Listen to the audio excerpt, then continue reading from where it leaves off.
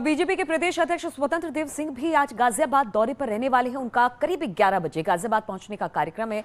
स्वतंत्र देव सिंह सीएम योगी के साथ लूनी विधानसभा में प्रभावी मतदाता संवाद कार्यक्रम में हिस्सा लेने के साथ साहिबाबाद में घर घर जाकर जनसंपर्क अभियान में हिस्सा लेंगे। और उत्तर प्रदेश में उप मुख्यमंत्री केशव प्रसाद मौर्य भी आज मेरठ दौरे पर रहने वाले हैं। केशव प्रसाद मौर्य सुबह 11 बजे सरधना विधानसभा में प्रभावी मतदाताओं के साथ संवाद करेंगे। वहीं दोपहर को मेरठ में प्रभावी मतदाताओं के साथ संवाद और घर घर जनसंपर्क अभियान भी करेंगे।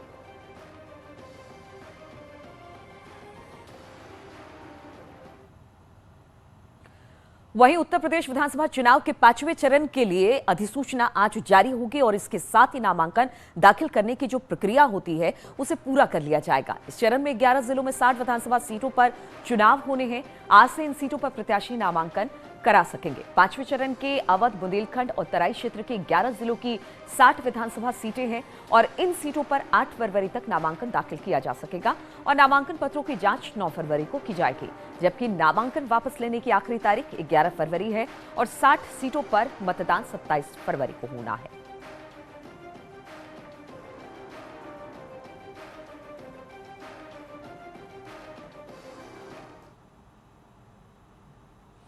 और उत्तराखंड में बीजेपी आज से अपने औपचारिक चुनाव महाअभियान की शुरुआत करने जा रही है। अभियान की शुरुआत के मौके पर हरियाणा के सीएम मनोहर लाल खट्टर और हिमाचल के सीएम जयराम ठाकुर देवभूमि पहुंच रहे हैं। इसके अलावा सीएम पुष्कर सिंह धामी मौजूद रहने वाले हैं। इस कार्यक्रम में वर्चुअली वो जुड़ेंगे।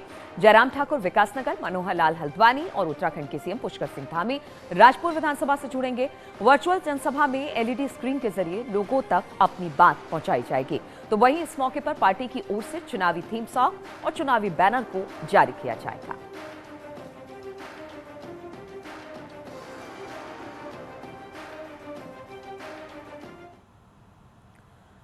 और उत्तर प्रदेश ने वैक्सीनेशन में इतिहास रच दिया है। सूबे में 100% लोगों को कोरोना वैक्सीन की पहली डोज लग गई है।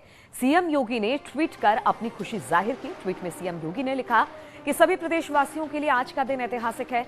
आदरणीय प्रधानमंत्री श्री नरेंद्र मोदी जी के कुशल मार्गदर्शन में उत्तर प्रदेश में 100% पात्र जनसंख्या को कोविड वैक्सीन की पहली डोज का सुरक्षा कवच प्रदान किया जा चुका है।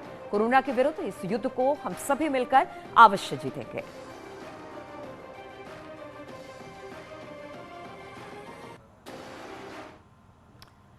और आज मौनी अमावस्या का पर्व है। इसको लेकर श्रद्धालु में खासा उत्साह दिखाई दे रहा है।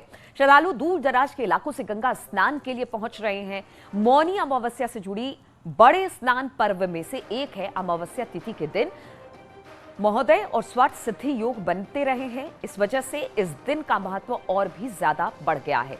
ये योग काफी पुण्यदायक होता है।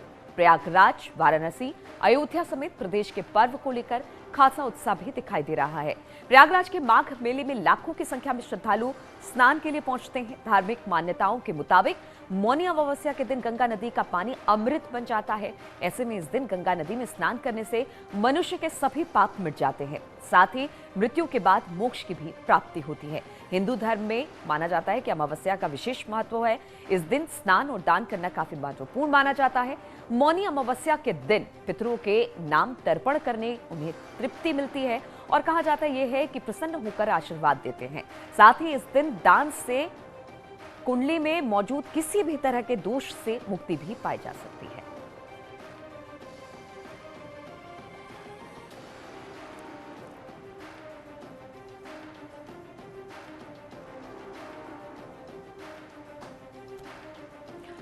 और इसी पर बातचीत करने के लिए अयोध्या से निमेश और वाराणसी से हमारे साथ जुड़ गए हैं रवि हैं हमारे साथ। रवि के पास पहले चलेंगे। रवि, वाराणसी आ चुकी मौनी अमावस्या है, उसका स्नान बेहद महत्वपूर्ण माना जाता है। ऐसे में आज किस तरह से श्रद्धालु वहां पर पहुंच रहे हैं, क्योंकि हम देखते हैं कि देर रात से ही लोग पहुंचने शुरू हो जाते हैं। जी बिल्कुल, देखिए प्रयागराज से काशी तक गंगा घाटों पर गंगा भक्तों का, आस्थावानों का जो सैलाब है वो उमड़ा पड़ा है। ठंड पर भी भक्ति जो है वो आज भारी नजर आ रही है। ब्रह्म मुहूर्त से ही यहाँ पर 80 से लेकर दशाश्वमेध घाट तक जो श्रद्धालु है वो गंगा में डुबकी लगाते हुए दिख रहे हैं। लेकिन दूसरी तस्वीर मैं आपको दिखाने जा रहा हूँ कि पूरा का पूरा जो घाट है वो कोहरे के चादर से डूबा हुआ है, लेकिन बावजूद जो भक्त हैं वो गंगा में डुबकी लगा रहे हैं। तो बिल्कुल जो गंगा का पानी आज अमृत बन जाता है और ये काशी नगरी, और यहाँ पे कहा जाता है कि माँ गंगा अगर पापों की मुक्ति करती है तो बाबा विश्वनाथ तारक मंत्र दे करके मोक्ष प्रदान करते हो। ऐसे में काशी में दूर दूर से जो लोग हैं वो आज के दिन गंगा स्नान करने आते हैं और हमारे साथ कुछ भक्त भी हैं। भाई साहब, आज आपने गंगा स्नान किया, यहाँ पर क्या मान्यता है और क्या उम्मीदें लेकर के माँ गंगा से आज आपने गंगा में डुबकी लगाई है? हमारी उम्मीदें यही थी कि बनारस का पूरा विश्व में बनारस की पहचान हो और जैसे बाबा विश्वनाथ की महिमा हमेशा यहाँ पे बनी रहे और ऐसे ही हर साल हर उम्मीदों के साथ यहाँ पे सबसे बढ़िया जिस हिसाब से वातावरण है, बहुत अच्छे से जो शाही स्नान हुआ है, हमेशा भगवान की कृपा रहे सब पर, सब अपनी महिमा। आस्थावानों की अपनी अपनी मनोकामना होती है। भाई साहब, गंगा स्नान आज डुबकी लगा करके क्या माँ गंगा से आपने मांगा?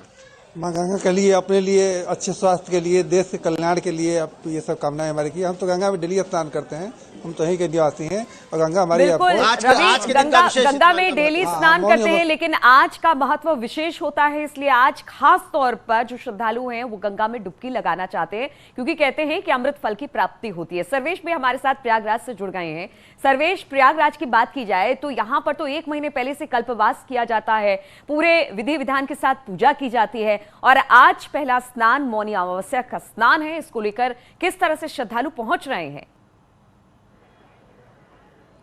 देखिए नीलू, मैं आपको बता दूं कि संगम की धरती जो है पुण्य की धरती है और यहाँ पर गंगा, यमुना और अदृश्य सरस्वती तीनों नदियों की यहाँ पर त्रिवेणी है और जो माघ मास है वो पूरे माघ मास तक यहाँ पर मेला लगता है और माघ मास में जो प्रमुख स्नान पर्व पड़ते हैं इसकी शुरुआत मकर संक्रांति से होती है, जिसके बाद पौष पूर्णिमा जहाँ से कल्पवास की शुरुआत होती है।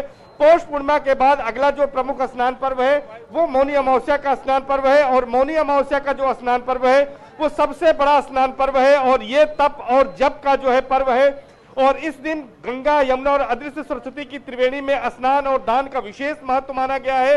और आज चूंकि मंगलवार का दिन ये मौनी अमावस्या पड़ रही है इसलिए इसे भौमवती अमावस्या का भी नाम दिया गया है और आज चतुष्ग्रही योग बन रहा है। मकर राशि में सूर्य के प्रवेश करने के बाद आज चतुष्ग्रही योग बन रहा है।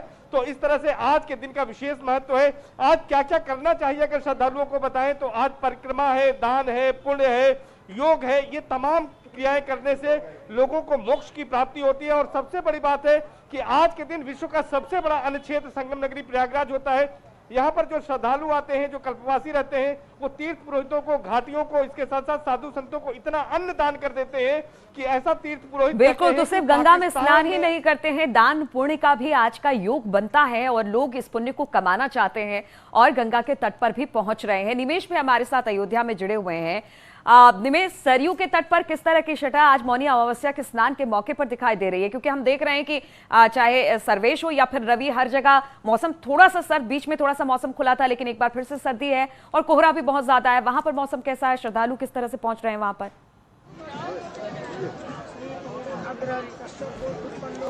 मैं आपको बता दूं कि जो श्रद्धालुओं की आमद है वो रात से ही बनी हुई है क्योंकि कल 2:18 दोपहर से ही मौनी अमावस्या का योग लग गया था और आज 11:15 पर, लेकिन उदया तिथि ली जाती है इसलिए भोर सुबह से 4 बजे से घाटों पर श्रद्धालु लगातार पहुंच रहे हैं। जो पीछे का नजारा नीलू आप देख रही है किस तरीके का कोहरा है, बड़ी संख्या में, उसके बावजूद श्रद्धा और आस्था के पथ पर लोग बढ़े हैं। आज मौनी अमावस्या का विशेष महत्व होता है, ऐसे में मौन रह करके लोग सरयू में स्नान कर रहे हैं। मुख्य पर्व ये प्रयागराज का है, लेकिन जो लोग प्रयागराज नहीं जा पाते वो अयोध्या के सरयू नदी में आकर स्नान करते हैं क्योंकि सरयू की मान्यता अधिक है। कहा जाता है कि गंगा बड़ी गोदावरी तीरथ राज प्रयाग, सबसे बड़ी अयोध्या जहाँ रामलीला होता है। तो जो लोग प्रयागराज या गंगा नदी में नहीं जा पाते वो सरयू के अमृत जल में समय स्नान करते हैं। समय अमृत का प्रवाह हो रहा है, लोग मोक्ष के कामना के साथ आज तो स्नान का बेहद महत्व है और अगर गंगा में स्नान करने का मौका मिले तो इससे अच्छी बात क्या हो सकती है। दान पुण्य भी आज के दिन लोग करते हैं, अपने पितरों को भी प्रसन्न करते हैं और अच्छे फल की प्राप्ति की कामना करते हैं। बहुत बहुत शुक्रिया आप सभी का हमारे साथ जुड़ने के लिए।